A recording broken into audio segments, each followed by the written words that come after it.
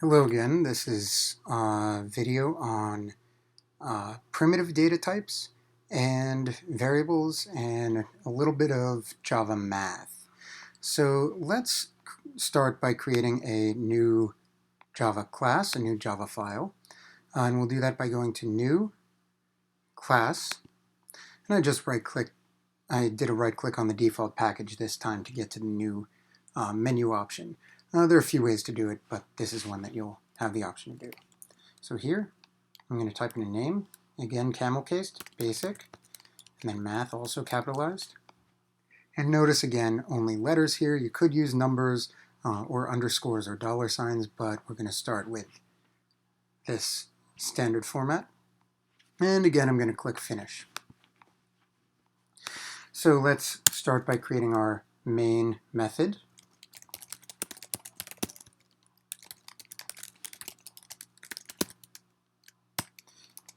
And then we'll open our block with the two braces. And inside we'll start our code. Now, to start out, I'm going to talk about primitive data types. And what I mean by primitive is that they only set aside memory and hold specific types of data. They can't really do anything with it aside from hold it. Whereas object data types hold information and do stuff with it. So here, let's start out by talking about primitive data types and how we're going to be storing them, storing values in variables. Now, variables in our case are just boxes for information.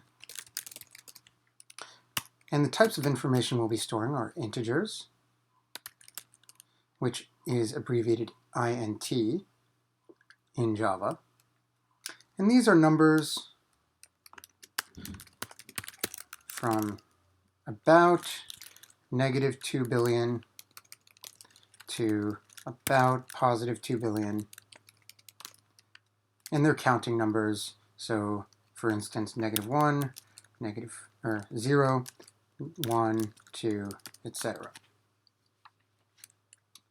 We're also going to be storing true and false values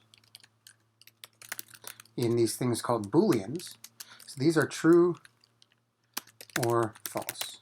And we will talk about those values in terms of the words true and false, and that's how the programming language understands them.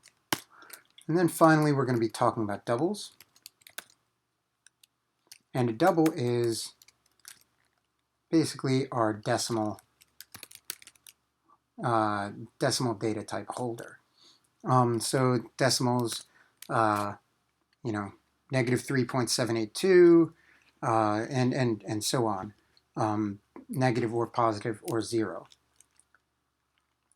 Now, in general, we also have other data types, other primitive data types called char, short, long, and float. And for these, characters are single letters or symbols or numbers in single quotes. Shorts and longs are basically numbers that are very similar to int, but are either smaller or bigger in terms of how much space we have to use to store the information. And then floats are just like doubles, except they have less decimal places you can store things in. And that's a simplification, but for now we're going to assume that floats are just smaller versions of doubles. Okay, so how are we supposed to tell the computer that we want to store some data in one of these types? Well, our standard format is going to look something like this. We have a type, then we have an identifier, and that's how we do something called, and then we'll have a semicolon, that is called declaring.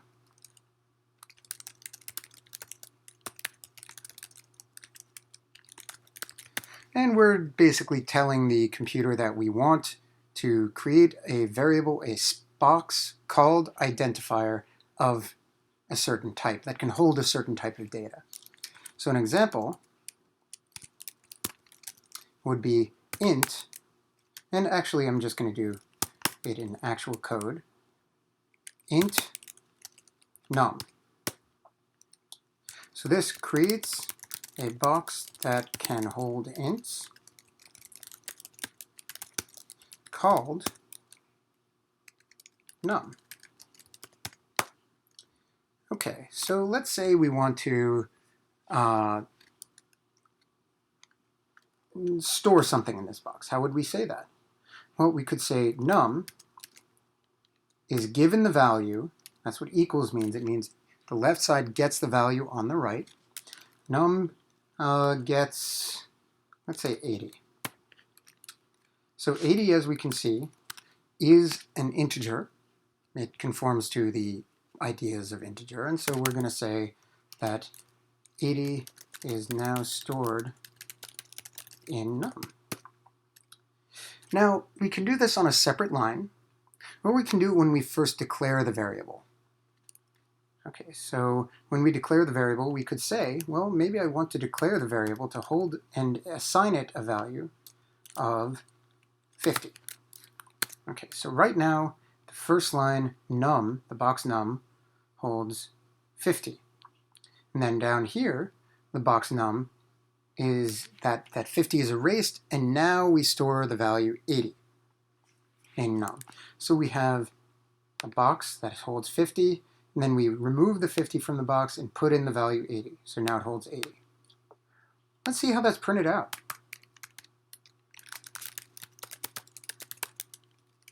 I'm going to print a value here. I'm going to do print ln so that each value is on a different line. But I'm going to print the value stored inside num. And the way I do that is I just write the variable name inside my parentheses. And I will run this program. You'll notice that it prints 50. So it comes from the line 13, it stores the value 50 into num. And then in line 14, it takes that box num and prints out whatever was in there above it, right above it. The last time I assign the value is what the print statement looks at, or what in fact is indeed held in that box. Now if I were to take this line, copy it, and paste it below, I would see that the first value is still 50. Then I have another print statement down here, and it also prints num. Notice, same variable name. And it prints the value 80. So what we can do here is change our value, let's say to 70, and we'll try to run that. And it prints out 70 in the second line. I could try to print out something like 70.5, but that would give me an error because the box type, the integer, is not the same as the type that I'm trying to store in there, a decimal. It says it cannot convert from double, this type here, to int, the type of the box that we have. So separating information into different types of boxes ends up being pretty important for Java.